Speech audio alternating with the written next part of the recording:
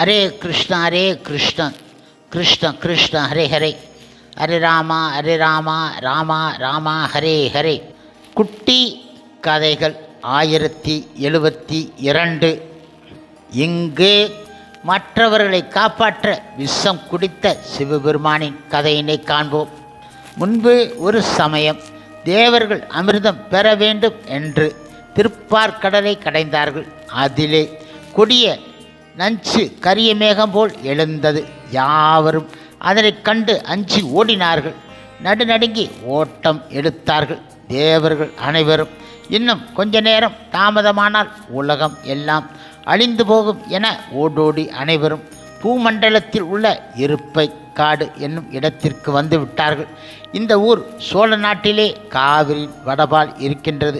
இங்கே எழுந்தருளி இருக்கும் சிவபெருமானை போற்றி ஓலமிட்டார்கள். இப்பொழுது வானவர்கள் முறைகேட்ட சிவபெருமான் உலகம் உய்யும் பொருட்டு திருவுள்ளம் கொண்டார். அந்த நஞ்சை கொண்டு வரும்படி கட்டளையிட்டார். அந்த சமயம் ஒரு முனிவர் அங்கே வந்து உமை அம்மையார் கண்டு வணங்கினார். அம்மையார் முனிவரிடம், நீ இங்கு வந்த காரியம் என்ன என வினவினாள். அம்மையார் அவர்களே, இப்பொழுது சிவபெருமான் திருப்பார் கடலில் இருந்து எழுந்த கொடிய நஞ்சை உண்ணப் போகின்றார் என அலறினார். அது கேட்டு உமையால் திடுக்கிட்டாள். இதை எப்படி தடுப்பது என அவள் கலக்கத்தால் நினைத்து கொண்டு இருந்தபோது தேவர்கள் நஞ்சை ஏந்தி வந்து விட்டார்கள்.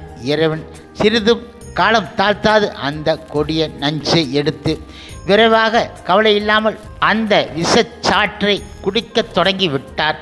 அது கண்ட அம்மையார் மெய் நடுங்கி இறைவன் அதை குடிக்காமல் இருக்க வண்ணம் தடுத்து நின்றாள். அவள் இப்பொழுது உமையம்மையார் அவரை கண்ட சிவபெருமான் அவளை பார்த்து புன்முறுவல் செய்துவிட்டு, தேவி அஞ்ச வேண்டாம் என அவளுக்கு ஆறுதல் சொல்லிவிட்டு அந்த நஞ்சை வாயில் இட்டு கண்டத்தில், அதாவது கழுத்தில் நிறுத்தி கொண்டார். அவர் முழுமுதற் கடவுள் மற்றும் பரம புருஷ பகவான் ஸ்ரீ கிருஷ்ணனின் தூய பக்தரான மற்றும் குணாவதாரமான சிவபெருமானுக்கு அந்த விஷமானது எந்தவிதமான ஒரு கெடுதியும் செய்ய வலிமை அற்றதாகிவிட்டது.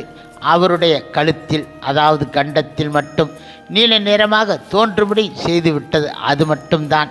அது முதல் சிவபெருமானுக்கு நஞ்சுண்ட நீலகண்டன் என பெயர் ஏற்பட்டது ஆகும்.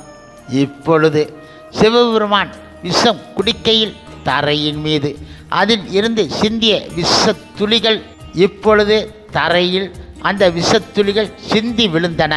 இப்பொழுது அந்த விஷத்துளிகள் அவை விஷ ஜந்துக்களாக மற்றும் விஷச்செடிகளாக உருமாறி விட்டன என வரலாறு கூறுகின்றது ஆகும். ஹரே கிருஷ்ண ஹரே கிருஷ்ண கிருஷ்ண கிருஷ்ண ஹரே ஹரே, ஹரே ராமா ஹரே ராமா ராமா ராமா ஹரே ஹரே. ஸ்ரீல பிரபுபாதரின் சேவையில் இஸ்கான் பக்தர்கள்.